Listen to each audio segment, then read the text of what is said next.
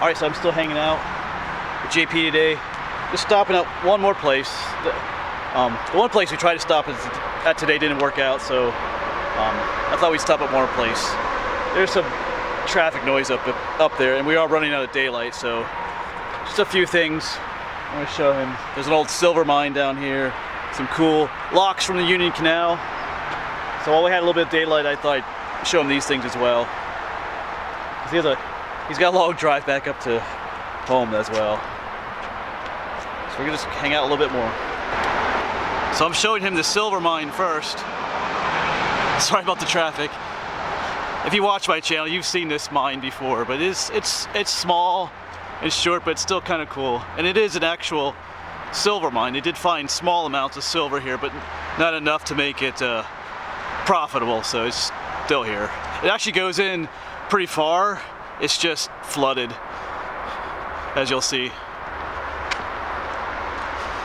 But if you had like an underwater drone, you could send it down there. And there it is. Still looks cool though. There's JP. It's the last time you'll ever see him. Oh, it's like water right here. Oh, at the edge? Didn't you go in this before? Yeah. It's like water right here.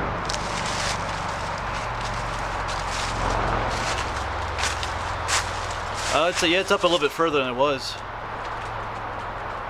Yeah, it looks like it does keep going, but you need some scuba gear or a snorkel. It's pretty ominous though.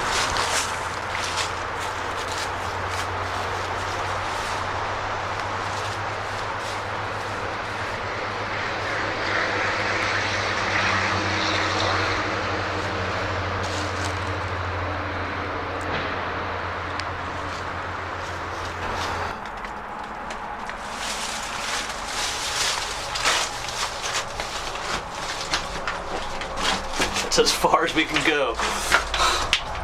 And the rest is all flooded down there. That's a cool shot out there though.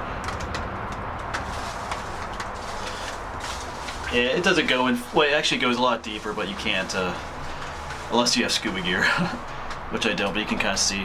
It would be fun. Alright. Let's get out of here. Sir, that's far enough. Oh man, he's referring to the one place we tried to get to earlier today. We had a lot of trouble with a certain individual getting mad at us. He's like, "That's far enough." Getting at us for being polite. Yeah. Yep. Yeah. Yeah, I'm not gonna go there. It was. Some people just don't have. Some people are just not nice. Oh, like a bird nest. Yeah.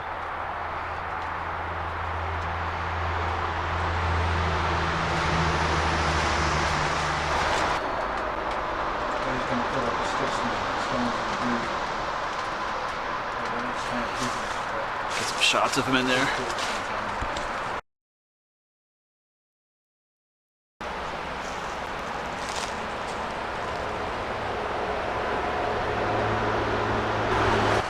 Now you have a little bit of a size perspective there.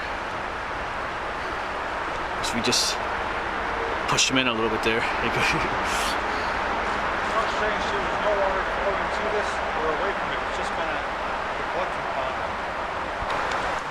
So right up there was the last lock, lock number 9. And over this way, locks 8, 7, and 6 are all right in a row. And you can see how this one already looks different from the last one. Last one had nice, nice dressed stone on the edges. That stone was all taken away and used elsewhere when the canal was abandoned. You can see how the barges would have, this would have been filled with water one time. The barges would have flowed up through there. They would have closed some doors, raised the water level, and the barges could continue on. So these ones are just in rougher condition. And this whole side's collapsed over here. So I apologize for all the shooting that's going on. I think someone's target practicing up here, but I don't really think they're supposed to here. This is Swatara State Park. So this is not really a public range for shooting, so I'm not sure what they're doing up here. Yeah, here's a section of what it should look like, and then you can see where they took it away. So this is lock number 8.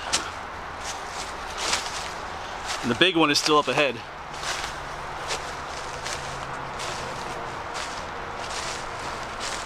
Oh yeah, there's another section of finished stone compared to what that looks like.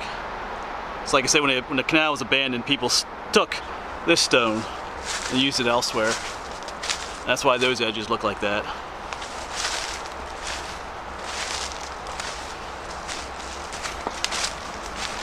I must say they've really cleaned this area out compared to other times I've been here. They really, man, yeah, the last time I was here, this was all overgrown. And they've really cleared it out. It was difficult even to walk through these, but that's pretty cool. Makes it much more easily accessible. And right up there is the next lock right away. Lock number 7. So this is lock number 7 now. And off in the distance you can see the big one back there. That one's really impressive. I don't think this one has any of the dressed stone left over. It's been all removed. And you can see how a lot of the rock is tumbled in to the bottom here over the years.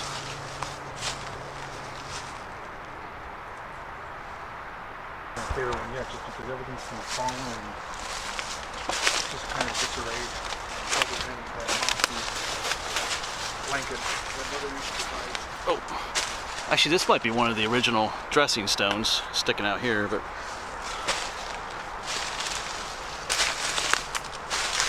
whoops. And in there's other sections where it's just eroding away. Some fresh collapse down there.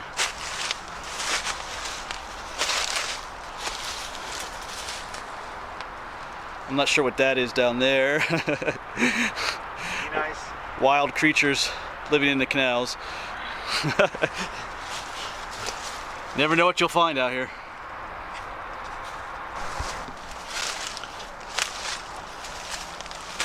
So there is just a little bit of that nice finished stone up there. JP pointed out there's a little bit left in this lock. I'm gonna get down here, and I think we chased off the people out here shooting. They saw us coming and left, which probably means they probably weren't supposed to be out here doing that. This is not a public shooting range; it's a state park.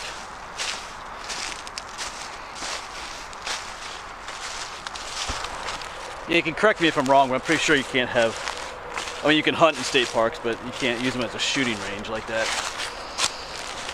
I'm not sure what they were shooting at. There's a smell up here too. Kind of smells like they were smoking something, almost. I don't see a target what they were shooting at, but it doesn't really matter.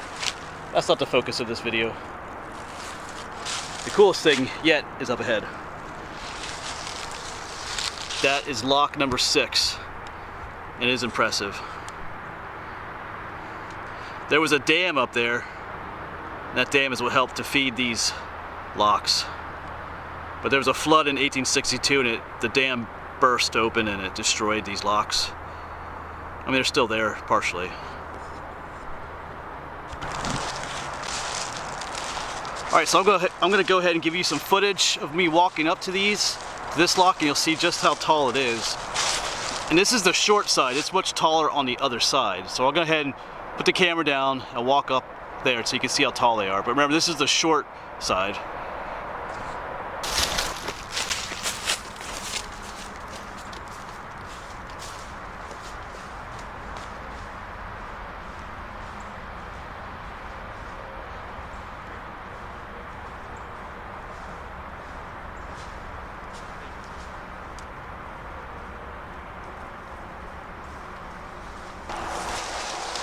Yeah, and JP just found out. I was wondering what they were shooting at earlier, and this is what they They had some bottles set up here, and you can see all the impact marks. And he pointed out, like, you know, shooting at a rock is not the smartest thing. If you know anything about, you know, shooting, you know, bullets tend to ricochet off rocks and into the people that are shooting at them. So it's just not. And of course, they left all the broken glass here, and that's why they left when they saw us, because they weren't supposed to be here doing that. So, like JP said, I wish we would have got them on film, but anyway. But now someone's going to have to clean this up so that Yeah. children or animals Yeah. don't hurt themselves. Because like I pointed out earlier in the video, someone came through and cleaned this all out, because there was a lot of trash and brush in here, and now then you have idiots that come and do this again. So yeah, just all kinds of, it's just a mess here now. All kinds of broken glass down, all down here as well. So, but that is life, though. That's the way it is. All right. Well, this video isn't about those people. It's about the cool history that's here. So let's refocus, and I'll turn around. And you can see JP's out there now. So this is my favorite one here.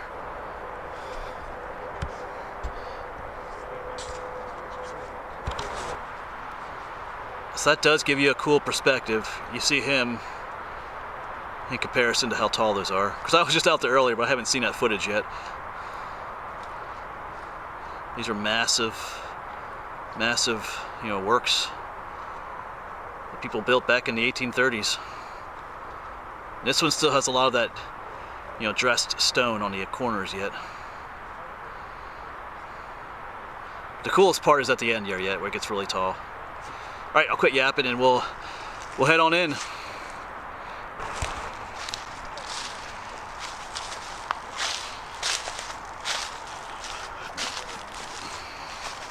Yeah, you can see the comparison there. There's the nice outer stone, and that's what was behind it.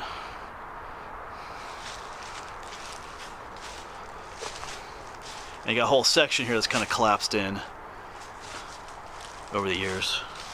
Over the decades or centuries even.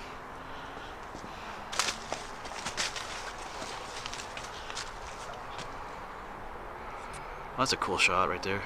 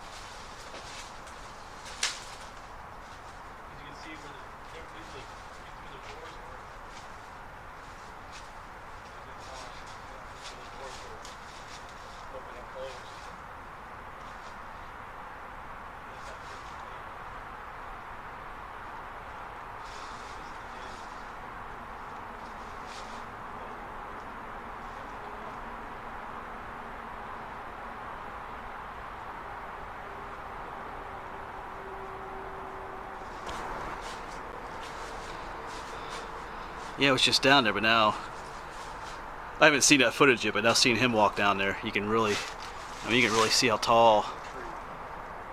And there have been doors there. Back behind there was the dam I was talking about, and that would let water in to the lock. And there would have been doors at the end that would have been closed. And once this lock was filled with water, they'd open those doors. They'd close the ones behind us, open these doors, and the water level would drop along with the barge, and it could go to the next, to continue on. It was a way of, like I said, of lowering and raising the barges when there was an elevation change. And because these canals need to be flat, but so you needed a way to raise and lower the water levels.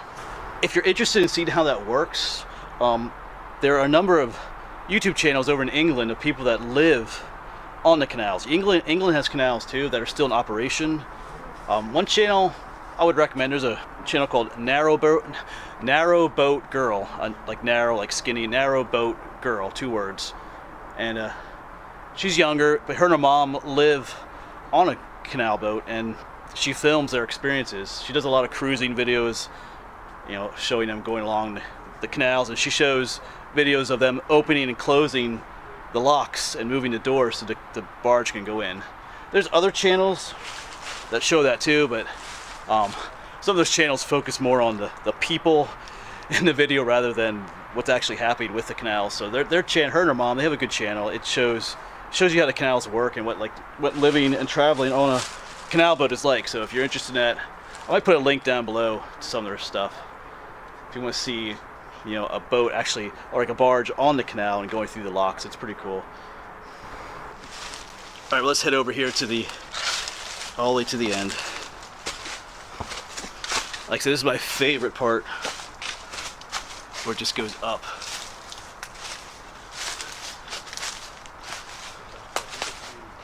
Like when you can actually see us from that third person perspective, you see how tall these are. It's kind of hard sometimes from this angle to just see just how tall they are. But yeah, and right there is where the doors would have been, you know, they would have been set in there when they were open and closed to allow water in and out. There's looking back. Pretty cool. So we're out on the other side now, you get a good look. But where we are now, this was all water back in the 1830s and 40s and 50s. This is where the dam was. So all this back here was a giant, kind of a lake. But I think I mentioned in 1862 there was a flood and the dam broke, and they didn't want to bother repairing.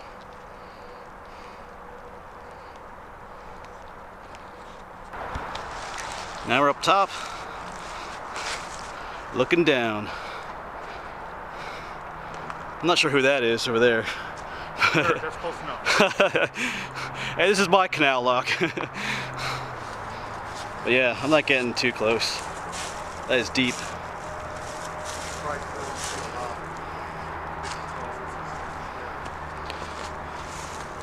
Deep and impressive.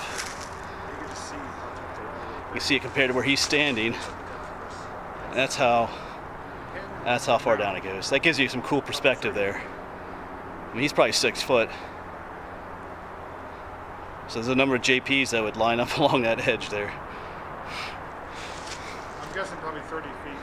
Yeah, we were measuring in JPs. 30 JPs? Yeah. Build a lock.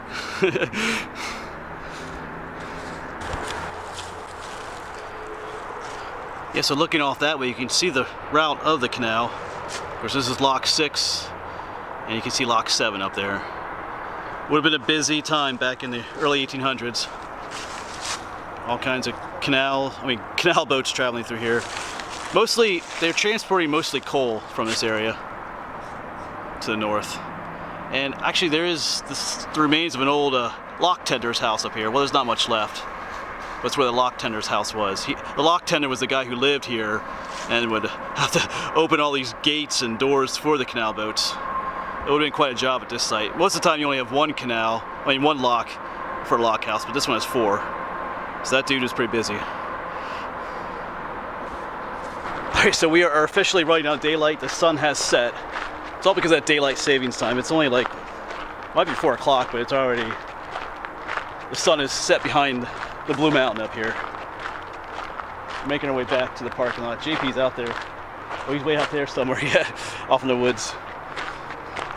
I'm just gonna quick show you where that lock tender's house was yet. One of my favorite places to come here, Swatara State Park. Make sure you check out his channel as well, you know, to see his perspective on things. And of course, he has a ton of footage of all kinds of stuff. You know, he does abandoned places. He does food. He has chow time with JP. Eats all kinds of food. It's like a whole variety channel. So make sure you check out his stuff as well. I think he's still out there. Maybe we should leave him out here. I should just get to the Jeep and take off. Leave him out here. No, I wouldn't do that. But, oh, I see. He's making his way up here. All right. I'll get back to you when we get up to where the lock tender's house was. So right up here is where the lock tender's house was. You can kind of see that little flat area there. Because right down here are the locks. So he lived right next to them. sorry for all the traffic. There's a highway over there, and there's one up there, because there's a gap in the mountains here, Swatara Gap, so it's a busy travel site. But up in here was the site of his house. There's really nothing left anymore. Oh, there he is. He found his way out of the woods. We didn't leave soon enough. All right, so JP's gonna take a few pictures of that bridge up there, because that's where the Appalachian Trail crosses the Swatara Creek. But that'll be the end of this video, and that'll be the end of our day here as well. So it's fun having JP down here, showing him some of my places I love to go to. So anyway, thanks for coming along.